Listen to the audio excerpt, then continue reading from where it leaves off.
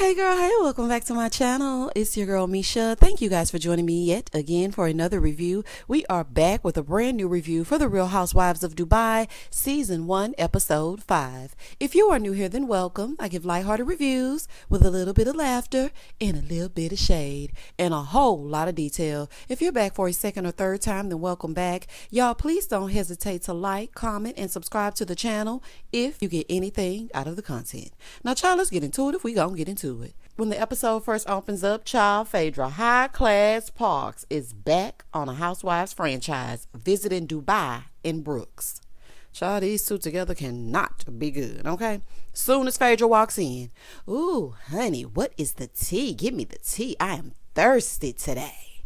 Girl, don't come over here with all that mess. And, Brooks, I'm looking at you and I have never noticed this before. But, baby, that part is wider than outside. You gonna have to reel that part in just a little bit and get you a hot comb and just like sit it on top so you don't have no humpage, okay? Because it was giving do the Humpty Hump, but you need to get that part together, baby. That part was wide. I was like, Brooks, what is happening? So Brooks said, you know, Phaedra has known her cousin Sean, which is the guy that's sitting at the table with them, for 15 plus years, and they didn't become close until she wanted to buy some property, and then they became like soul sisters. I know that's right, honey. Get a friend and sell a property. So they start talking about Brooks going back to Boston, and she's like, no. Phaedra was like, dang, you said that fast. She was like, y'all know y'all black, right? They said yes, but we love it here. And you know what? I have heard a lot of expats tell me that I actually have two friends that moved to Dubai, and one of them moved to Mexico. And I was trying to decide between the two. But then I realized that I would have to get my soon-to-be ex-husband's permission for a passport for my son. Because I have mine, but my son does not have his. So it's looking like it might not be able to happen. Because, you know, people get petty and whatnot. So I don't know what's going to go on, honey, but I've been really thinking about it. But that's just a side note. So they're like, yeah, you know, we love it here. And so Phaedra wants to know what the men are like. Girl, she's like, look, I hear you, but what the pockets do down here, honey? What the men talking about? It seems like they got some good men down here, honey. They all married to some good ones. But I think they brought their men with them. So she's like, yeah, they can have many wives here, right? Because I love a good sister wife. Phaedra, let me find out you trying to get on TLC's Seeking Sister Wife. Baby, Phaedra gonna be on a show to get a check if she don't do nothing. Baby, she's streaming over on the Peacock. She back over here on the Bravo. And she trying to be over there on the TLC. Now, I'm going to tell y'all straight like this. Me and Phaedra have a love-hate relationship. I am not a Phaedra Parks fan because I think Phaedra real grimy. But that's just my opinion. But the people love Phaedra and they love to see her on their TV screens. Me personally, I feel like you can't go around just saying whatever you want to say to the detriment of someone's, you know, whole livelihood and just get back up on here years later like you ain't did nothing. Like, it just don't work like that for me morally. But I mean, the people like a child. So Brooks tells her that Arab men have to treat you just like they treat all their wives. And if they can't, then they can't be married. So let me get this straight. So they have to ask their first wife for permission to get another wife. And also, if they cannot keep up with said lifestyle and treat this wife with as much Chanel and Gucci and Givenchy as they treat the second, the third, and the fourth wife, then they can't have no fourth wife. Okay, now I do like that. Okay, I do like that because, I mean, we getting the hood version over here on Seeking Sister Wife. We getting the Lunchables. We getting the, you know, corned beef hash. We getting that over there on TLC. We are not getting filet mignon. We're not getting it. So the fact that she said that, I'm like, oh, okay. I see why they got 4 and 5 wives, honey. They ain't worried. Moving forward. So then Brooks goes, well, you can have my ex, but he cheats. I would have told Brooks right on off. Do you hear me? I would have told her off. Girl, don't try to give me your leftover man. And he cheat too? I already been through that. If I wanted to cheat her, I'd just stay down in the States. So Brooks is like, yeah, it's expensive to cheat on me because if you cheat, I deserve a settlement. I actually like that. I really do. If that was real, I would not ever have to work. Because, baby, they all done cheated on me. I would be sitting on a nice little chunk of change. I think we need to make that a law. If you cheat, you have to pay. Therefore, and thus and such, now, then, child, the crime rate will really go up because, child, they be trying to make it out one way or the other. I don't want to pay, so you can't stay. Absolutely not. Never mind. So Phaedra's like, well, introduce me to these settlement men, because I'm always the one paying the settlement. Shout out to Apollo. And Phaedra, let me find out you in that Dubai date book. Y'all remember when Phaedra told Kenya that her name was in the Dubai date book? And I was like, what the hell is a Dubai date book? Now I'm starting to understand. And Phaedra, I think your name is written in that book. Child, so Phaedra's out here looking to buy because it's a whole lot of money out there. And she's going to take Phaedra to Ski Dubai. She said it's a ski slope in the middle of the mall. I can't wait to see that. We have an ice skating rink here in Houston inside of one of our malls, inside the Galleria Mall, but not an actual ski slope. I think that's going to be cool to see. Child, let's get into it. In the next scene, Lisa and her goat, Miss Goat. I said, girl, you didn't even get a goat a name. Talking about some Miss Goat. Lisa and Miss Goat are at home with the boys. The fact that they still have this goat, that's amazing to me. Chanel, you better appreciate Lisa, because I would have thrown that goat away a long time ago. So Lisa is trying to get rid of the goat because it's just too much. She got 3 kids, a business, a husband, a goat. No, ma'am. So she's trying to break the news to her sons, but her 7-year-old is not feeling it. Oh, poor baby. He reminded me of my 7-year-old. They get so overly emotional and their emotions are so big. It is okay. The goat can't stay, honey. The goat got to go back. Okay, because it's just too much work. Kids will get attached to something in a minute. So once she got her 7-year-old over the fact that the goat had to go, her and her husband Rich, they go sit down and talk. And she's telling him about the party. So then she tells him how Stanberry said that she hopes her toy boy gets her to suck his D. So Rich is like, don't even engage with her. She's a 50-year-old influencer. Oh, baby, why did he just gather her like that? Let me tell you something. I'm not for the age shaming and whatnot. Because, honey, get your coin. 50 plus, 90 plus, 100 plus. I see some 90-year-olds all over the TikTok getting money. So if you're going to get your money, get your money. But this right here is how you gather the girls. And if my man ain't riding for me, then I don't want him. I want some Rich loyalty. I'm just saying. Rich is shady boots, honey. Shady boots. So he basically telling her to look for the good, stay cool, and don't worry about Caroline. Oh, that's good. So Lisa said, yelling and fighting, this is what she's saying in her confessional, in public in Dubai is illegal. Child, the people over here would never make it because they gonna get loud, they gonna fight if they don't do nothing else.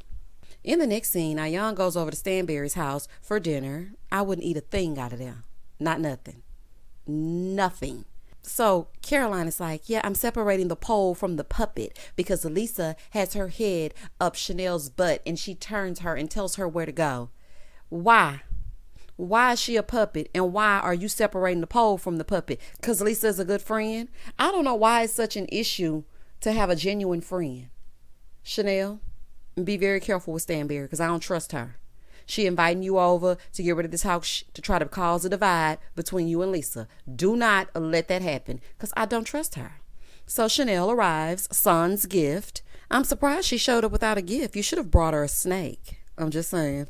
So they sit down. They're talking about Stanberry having more kids, right? And she's like, no, I don't want more kids. Like, I went to boarding school from 6 to 18. And so I'm not really like an emotional person. I don't really get attached emotionally. So Chanel goes, I can't even wrap my head around my son going to college. I'm trying to go to college with him and you don't want no kids? I'm with you, Chanel. My son only 7 and I'll be like, you sure you want to go to 2nd grade? Child, I just, when you love your babies, you just love your babies. So Stanberry is like, look, I told him already, I have 3 kids. So when the baby comes out, I'm giving it straight to him and he better get a nanny. Girl, that is awful. Imagine having a mom that doesn't have a problem letting everybody know that she really didn't want you. Do you understand the severity of the things that you say? Because you do know that this show will live in infamy, right? Even if Bravo's channel were to disappear, somebody gonna have it on the YouTube. If YouTube were to disappear, somebody gonna have it on a download. Like, why would you say that? Girl, that is just awful. So they sit down to eat, and Chanel is talking to Caroline's son about his siblings, and then she reveals that she's one of 30. She's like, yeah, my mom had 10, my dad had 11. My dad was really active. Oh, Chanel, not your daddy was really active, girl. 30 siblings? I barely made it with 1. Even though I want more kids, I barely made it with 1 child. And your family has 30 children? Oh, Lord. And side note, her son should not be sitting at this table with these grown people while they talking. Honey, grown folks are talking. I don't know if that's a Dubai thing or what.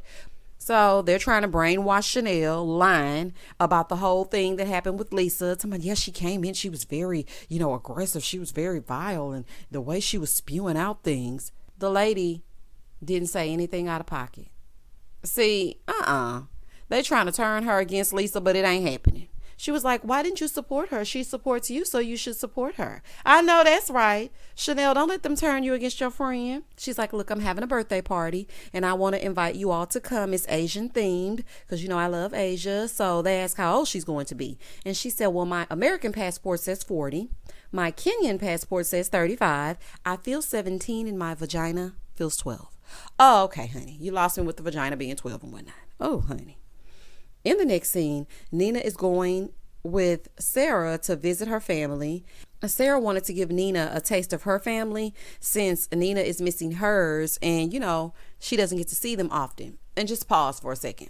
I really like Dubai. I really do.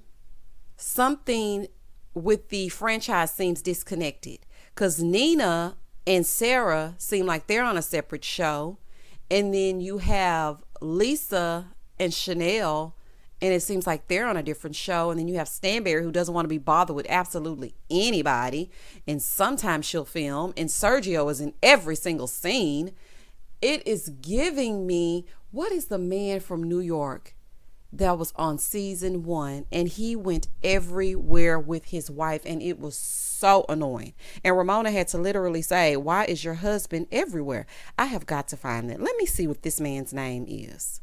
Because, baby, you are going to have to find you something to do. Why are you in every scene of a Housewives show? You are not a housewife, sir. What is wrong with you? It's giving very much Alex and Simon. Okay, I could not rest until I figured it out. Alex and Simon, that is what Stanberry and Sergio give me. But I think he might be a little bit more clingy than Alex was. Because, this is just a mess, honey. Woo. So, anywho, that's just a side note. It's just something about it that's disconnected. And I want it to flow organically. And it's just not flowing. But it's a very good franchise and I do like it. So anyway, they're on their way to the family's house. And so they get there. And she said the Emiratis, they have a kitchen inside, but they never cook there. They only cook on the outside. I guess they do that because they don't like the smell. Everything is about smelling good. So when they get inside, she puts this thing underneath Nina's dress.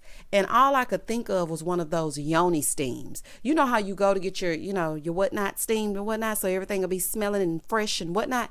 That's what that reminded me of. I was like, okay, girl, y'all want everything to smell good. Got it. So they're talking to her dad and he's bragging on his daughter, as he should. I actually loved seeing that. And one thing I do love about Sarah is that she's always going to give us something about her culture. We learn a lot when she steps on the scene. Now, granted, Sarah don't be doing much else, and I do like Sarah, but she gonna give us something about the culture. I love seeing her and her dad. I wish I had that type of relationship with my dad. Sadly, I do not. But if you are a daddy's girl, I really do envy that. Like, for real.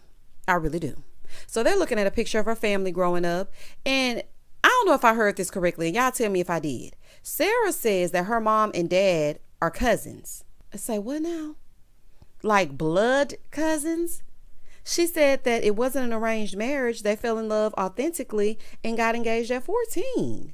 And then she was born. So your mom is also your cousin? Like, girl, how is it working? Your mama is also your cousin? Okay, honey, I'm just too confused. Moving forward. In the next scene, Chanel is sashaying through the mall barefoot. Listen, Chanel, I love a good barefoot run as much as anybody else, honey, but this mall is nasty. Okay? It's giving disgust.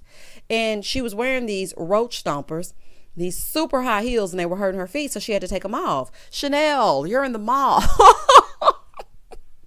Chanel stands out no matter where she goes, honey. She gonna give them runway realness if she don't do nothing else. So she meets up with Lisa. They sit down to talk, and Lisa tells her what Caroline said about the BJ of it all. So Chanel's initial reaction is, he's a child. Chanel, it don't matter, honey. She's married. That was very disrespectful. So Chanel goes, well, do you think it's because she doesn't do it? Lisa said, well, she says she doesn't do it. So no baby and no BJ. Okay, so Stanberry ain't doing nothing. It's got to do with that money. I know it does. So Chanel tells her that she went to see Caroline, but she can just be her coincidence.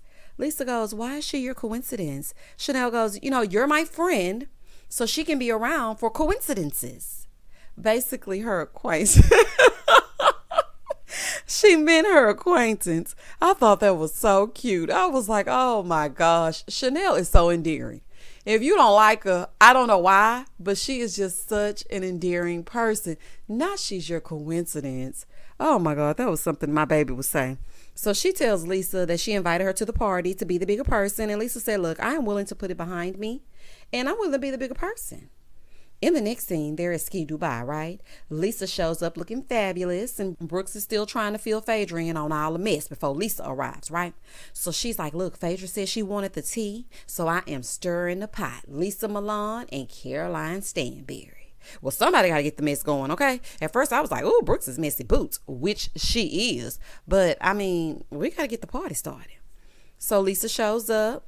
Brooks, you ain't nobody friend, though. I just want to say that. And Phaedra, not you looking for tea. Coming over here stirring up mess. That's messy as hell. So Caroline shows up and she's not down with the community ski clothes. She's like, I have ski clothes at home. Why would I put these ski clothes on that belong to the public? Like, why would I do that? She just came to meet Phaedra. So Brooks in the confessional said that Lisa never gave Caroline a chance. I don't understand that. How did she not give her a chance? Because the first episode she was at the hen party. I just don't understand. The problem is she didn't like Chanel and Lisa was riding for Chanel. And so now all of a sudden you got a problem with Lisa. That's dumb. That is her friend. And she was her friend when you invited her to that hen party. So girl, get gone. So they're skiing and Phaedra's being Phaedra, asking about their relationship. She's like, so he's younger than you, right? So then Stanberry was like, yeah, he's 20 years younger. She goes, so you married your son. Why do you think you can say things to people's face directly and because you have a southern accent, it's okay? Girl, that is rude. You cannot just sit up here and tell this woman that she married her son even though she married her son. Girl, what is wrong with you? So Brooks talking about, yeah, I thought this would be a time for them to ski and hold hands and Lisa and Stanberry to come together. Girl, stop. You knew that wasn't going to happen. Moving forward. It's the night of Chanel's party and she goes to get her birthday dress and the designer actually gifted it to her. Smart move, designer. Free promotion. I know that's right, and it's also thoughtful. So the guests are arriving. Chanel comes sashaying in with her son, holding his hand. She comes in with her son to her 35th birthday, looking fabulous. And I had to put 40 and 35, honey, because she don't know how old she is. Her husband gives a toast when they sit down, right, to his love. And I love seeing the husbands on this show. I might need to get me a man in Dubai and get my name in the Dubai date book if they treating them like that over there, because these men adore them. I'm talking about adore them from what we can see. Because, you know, stuff always happens behind closed doors. So no one is ever my relationship goals. But at the same time, they do seem like they treat each other well. And I like that. So they're all at the table and they're talking about all the gifts that Chanel has given. And Stanberry goes, well, at least you got lemons, Brooks. I didn't get anything. I definitely didn't get anything. And that was definitely on purpose. So Caroline is down there making Sergio feel small by saying she doesn't want to sit with his family on her engagement party night. Her family or his, she wants to sit with her friends from the States. So Nina is like, well, have you met them? If you haven't met them, then just do it just a little bit. She's like, no. And why does he want to marry her again?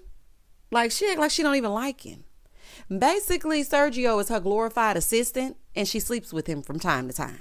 That's what this is giving me. Because why are you talking to this man like this and emasculating him in front of everybody? Down on one end of the table, you have the men that are in love, hopelessly devoted to their women. And on this end, you have Caroline and Sergio going at it. She has zero compromise in her. Zero. So then she drops the bomb that she didn't want to get married. Because Nina is like, well, why did you even get married? She's like, I didn't want to get married. How embarrassing. She's like, I'm getting married because you're young. Because if I was with an older man, I would not be getting married. Then why the hell are you with him? Because if you're going to be with me and you're going to resent everything about me because you don't want to do it, then don't do it. Sergio, you need to have some self-esteem. Ugh. So like I said, she's making him feel small as hell. Basically, you're telling him, I'm only doing this for you. If it were anybody else, I wouldn't be doing it. So Nina is trying to get Caroline to see his side of things, but she's not budging. She wants to sit with her friends and not his parents.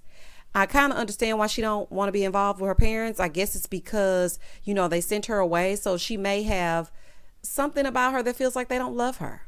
But baby, you need to go to therapy. Not get into a relationship and marry a man that you really don't want to marry and have babies that you really don't want to have, because everybody's going to feel unloved at the end of the day. So basically, you're trying to make everybody feel how you felt as a little girl being sent away to boarding school. Stop it. So then Chanel's cake comes out and they sing happy birthday, and then her sweet son makes a toast. That was the most beautiful thing ever.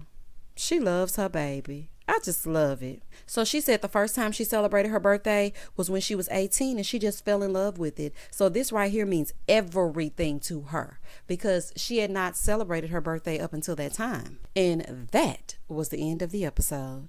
Y'all comment down below and tell me exactly what you thought about this episode. Did you like it? What did you think about Caroline basically telling Sergio, look, I'm gonna marry you, but that's it. I came to dance and that's it. Baby, she giving Players Club. I don't know, but I think it's foolish. Okay, it's a fool. Please do not hesitate to like, comment, and subscribe to the channel. And as always, stay safe, stay blessed, spread love, not germs. Peace.